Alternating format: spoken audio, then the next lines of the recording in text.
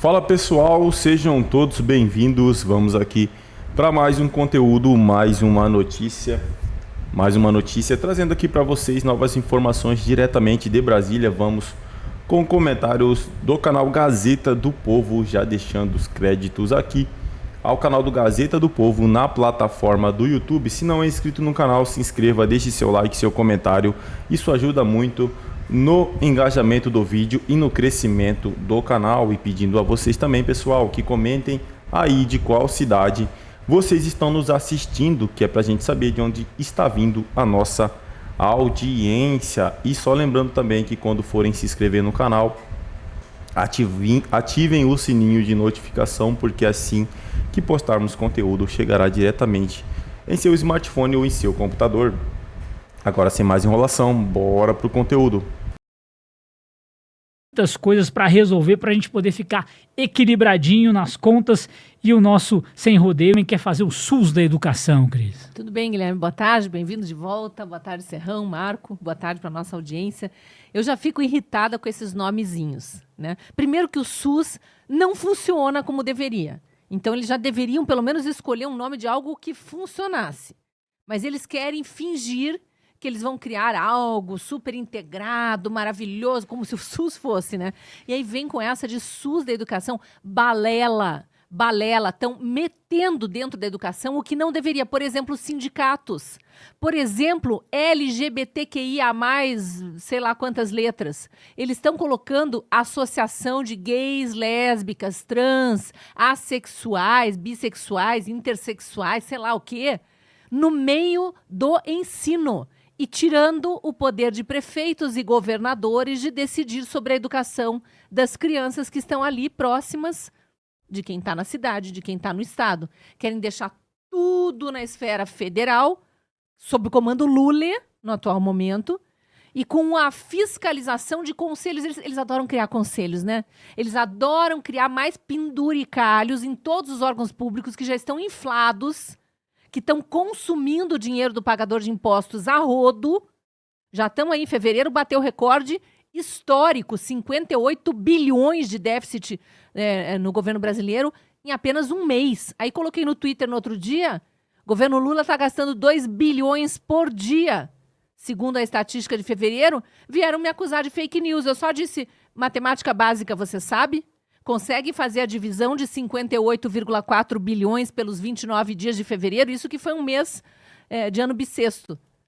E mandei a respostinha lá para o militonto do Sérgio Moro, senador Sérgio Moro, no TRE do Paraná. O relator votou contra a cassação de mandato do Moro. Restam ainda 6 votos, Cris. De certa forma foi surpreendente, né? Nós comentamos aqui ontem que já era quase que um consenso há meses. Isso vinha sendo dito por advogados, por parlamentares mesmo, por assessores jurídicos dos parlamentares, que parece que o processo estava muito bem embasado. O processo do PT e do PL, são 2 processos que foram unificados em um, acusando Sérgio Moro de ter abusado economicamente do poder. Por quê? Porque ele tinha concorrido primeiro pelo partido Podemos, numa pré-candidatura à presidência da República. Depois de gastar bastante, de fazer uma turnê no Nordeste, inclusive, uma festa em Brasília, ele sai do Podemos e vai para o União Brasil, desiste da pré-candidatura à presidência e se candidata pela União Brasil a senador. Primeiro, teve aquela tentativa de transferir o domicílio eleitoral para São Paulo, que foi barrada a pedido do PT, e aí ele vem para o Paraná, que é seu estado de origem, tinha domicílio eleitoral aqui, né? Tinha transferido para São Paulo por conta de trabalho, mas manteve aqui, se candidatou e venceu pelo Paraná. E aí a acusação tanto do PL quanto daquela coligação esdrúxula lá dos extremistas de esquerda junto com o PT, a acusação dos 2 processos é que, somando as 2 pré-campanhas para presidência e para Senado, ele gastou mais do que a legislação eleitoral permitiria. E, como eu disse no início do comentário, havia um certo consenso de que ele não teria defesa, que a soma ali realmente dava mais. Acontece que no voto, e eu achei bastante argumentado esse voto do relator, Luciano Carrasco Falavinha de Souza, é o nome do juiz aqui, do desembargador aqui do Tribunal Regional Eleitoral do Paraná, que foi o relator e foi o primeiro a julgar ontem. ele dá ganho de causa a Moro, ou seja, ele não acata a tese da acusação, nem do PT, nem do PL, e ele fala o seguinte, ele separa em várias argumentações, mas uma delas, foram 2 candidaturas diferentes. Não dá para somar os gastos, porque primeiro ele estava concorrendo à presidência da República, ele desiste dessa vaga e começa aqui. Mas né, os advogados ali da coligação do PT e o advogado do PL acusaram que ele ficou inflando o próprio nome na candidatura à presidência para depois se beneficiar disso na candidatura ao Senado. E o relator prova que ele se prejudicou quando ele fez isso, porque ele já tinha saído do judiciário difamado pelo próprio PT, ele saiu do governo Bolsonaro difamado pela própria situação que ele criou ali, que foi vista como traição pela ala mais próxima do presidente Bolsonaro e pelos apoiadores em massa do presidente Bolsonaro, todo mundo vendo como traidor aquele ministro da Justiça que saía revelando conversa de WhatsApp para o apresentador do principal jornal de oposição. Então, ele ficou com essa pecha. E quando ele se candidata à presidência da República, depois desiste, vai para outro partido, de novo ele cola em si uma imagem de traição perante o eleitorado que estava ali desejoso que ele fosse candidato à presidência e acreditando naquele partido no Podemos. Então o juiz vai mostrando que não, ele não se beneficiou por essa suposta manobra de mudar de partido e mudar de vaga que ele estava disputando. E por outro lado, ele mostra que analisou as contas apresentadas pela campanha de Moro e que houve gastos muito grandes ali, que aí sim se diferenciam dos demais concorrentes com segurança pessoal. E aí o próprio relator lembra que em 2018 houve um atentado, uma tentativa de assassinato do presidente Bolsonaro enquanto candidato, e que Moro não só era alvo dos mesmos críticos que lá atrás, de alguma forma, tinham incitado o ódio a Bolsonaro, que acabou gerando aquela facada provocada por Adélio Bispo, nunca bem esclarecida, mas que Sérgio Moro era o alvo, ele e sua família, de um plano de sequestro e de assassinato do PCC, que, por sua vez, está ligado a partidos de esquerda. Em nova leva aí de votos, provavelmente mais de um voto. Tem uma sessão na segunda-feira da semana que vem, é um julgamento em etapas. Tem uma sessão na segunda-feira que vem preparada para a continuidade do julgamento, caso ele não termine amanhã.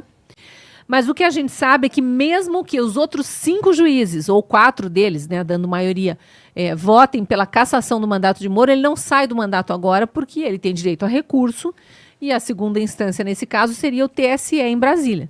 O problema é que o TSE ainda é presidido por Alexandre de Moraes, que é um ferrenho adversário de Bolsonaro e vê Moro como bolsonarista e não como lulista, porque, obviamente, Moro foi quem investigou, julgou e mandou prender Lula em primeira instância, né? E Alexandre de Moraes faz parte da corte que mandou soltar, que descondenou, que fez toda aquela manobra para enterrar de vez a Lava Jato. Ele está no eleitoral agora e é o eleitoral que está julgando. Então, dizem que, inclusive, se o recurso chegar a... E se ele for absolvido, o PT e o PL vão recorrer ao TSE. Então, isso vai para a instância superior, com certeza.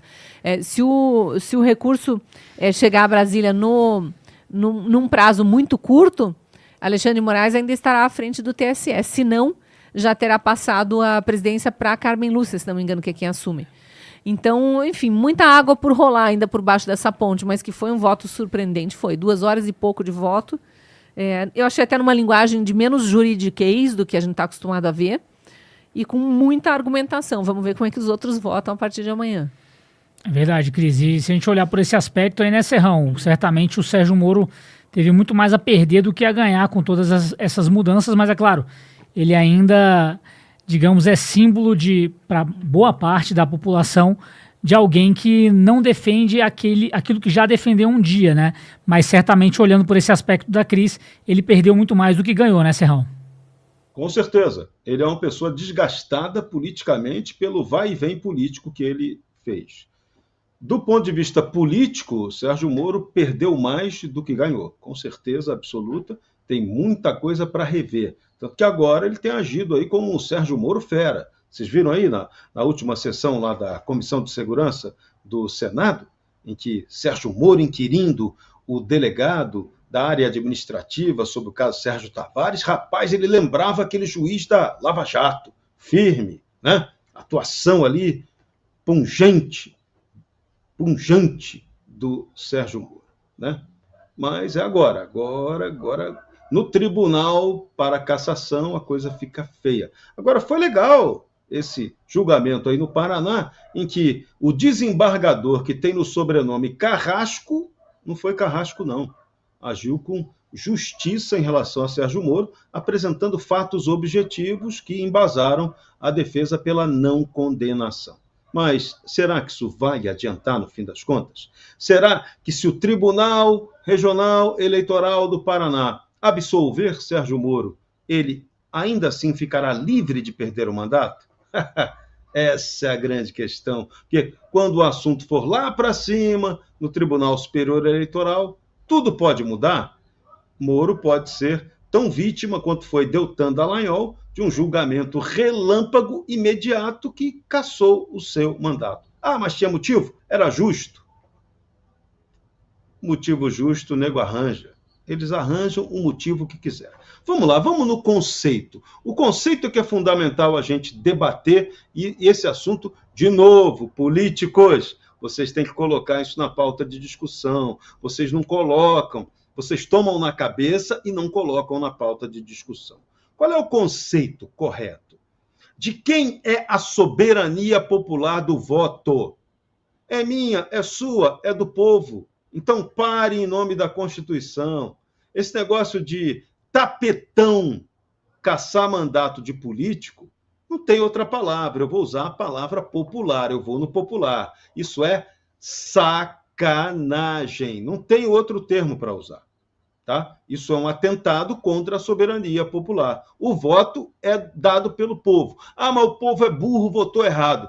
Problema do povo, mas o povo deu o voto. Então você não pode. Não é o tapetão que vai caçar o cara por motivos que arranjam. Na verdade, todos esses motivos em que tribunais eleitorais caçam os mandatos dos parlamentares, do superior ao regional, é sempre uma motivação política. É uma politicagem provocada por alguém, por algum adversário político. Então, isso não é legítimo. Isso não deveria acontecer. O que a gente tinha que ter no Brasil? Constitucionalmente, tinha que ter aqui um instrumento do recall. O político não prestou, aquela parcela do eleitorado teria o direito de apresentar uma reclamação formal e pedir o recall desse político. Ó, tira esse cara aí que eu não estou satisfeito com ele, a partir de um tempo determinado, claramente definido pelo regramento objetivo, claro. Mas a gente não tem essa regra prevista. Então a gente fica nessa. Ah, o tribunal vai caçar, o outro vai caçar. Não, não pode caçar. O político é o voto popular. O voto popular é coisa muito séria. Esse negócio de caçar político, sabe o que é? É coisa de ditadura. Ditadura caça político com C cedilha, caçar com C cedilha, e caça político com 2 S's, de caçar mandato. Então, isso não pode, não deveria estar acontecendo. O caso Moro é emblemático. Se o caso Moro se configurar, o Paraná vai ter direito a pedir música no Fantástico, porque já teve a situação do deputado Francisquini na eleição passada, tivemos agora Deltan Dallagnol nessa e provavelmente Sérgio Moro também. 3-0 contra a soberania popular. Não dá para a gente aturar isso, não. Isso está errado. É esse ponto que tem que ser discutido. Agora, Senado, cadê você, Senado? Cadê você, Congresso Nacional? Vocês aceitam tudo. Vocês aceitaram, como Superman falou ainda há pouco, aceitaram que nem cadelinhas a cassação do Deltan Dallagnol. Vocês aceitaram aquele absurdo que foi feito contra o deputado Daniel Silveira, desrespeitando o artigo 53 da Constituição. A culpa é de vocês, cadelinhas do Congresso Nacional. Acho até uma sacanagem a gente tá falando mal das cadelinhas, né? As cadelinhas são até legais, têm utilidade, têm até importância. Esses caras do Senado estão abaixo de qualquer coisa que se possa qualificar. São inúteis. É isso aí, pessoal. Me parece, né, e eu acho que para todo mundo que acompanhou tanto a sabatina do Flávio Dino como a CPMI do 8 de janeiro, que o Sérgio Moro já sabia, né, que poderia vir uma eventual cassação de mandato dele. Ele viu o Dallagnol sendo cassado, tirado ali a sua patente de deputado. E aí ele pensou o mesmo. Só que assim, ao invés de se manter firme contra a oposição, como o Dallagnol fez, e recebeu totalmente o apoio das pessoas de direita ali, tanto é que teve uma reunião, teve uma coletiva, que o Dallagnol esteve lá na coletiva, junto de deputados e senadores. Não. O que ele pensou em fazer? Se unir. Para quem viu o vídeo dele com o Flávio Dino na sabatina, cara, é uma coisa que noja. Porque assim, uma pessoa tá o tempo todo falando mal de uma outra pessoa, né? Vamos dar um exemplo. Fala mal o tempo todo, fala que a pessoa é não sei o que, arrogante, que não presta, que não sei o que. Aí quando a pessoa aparece, ela fica lá, ó, na frente de todo mundo, rindo. Ai, tudo bem? Como que você tá? Esse tipo de pessoa não são confiáveis. Que assim que você virar as costas também, ela pode fazer isso. Então, o senador Sérgio Moro se tornou esse tipo de pessoa. Que o cara chegar numa sabatina séria de um ministro que virou as costas para o Senado, virou as costas para a Câmara, tantas vezes quando era ministro da Justiça foi convocado para dar explicações sobre o 8 de janeiro, nunca foi, sempre inventou uma desculpa e ficava por isso mesmo. Aí quando chegou que ele precisou do Senado, quando ele precisou que eles votassem na sua sabatina, ele foi lá agradar todo mundo. E quem que estava lá lambendo ele? Quem que estava lá, né? Lambendo, eu falo assim, bajulando, né? Com conversinha fiada. O Sérgio Moro, que se diz oposição, que se diz um senador de direita, um senador de oposição ao governo. E aí, culminou nisso aí. Hoje, agora está sendo julgado para perder seu mandato. É isso aí, pessoal. Se não é inscrito no canal, se inscreva, deixe seu like, seu comentário. Isso ajuda muito no conteúdo aqui, no engajamento do vídeo, no crescimento do canal. Desde já agradeço. Valeu!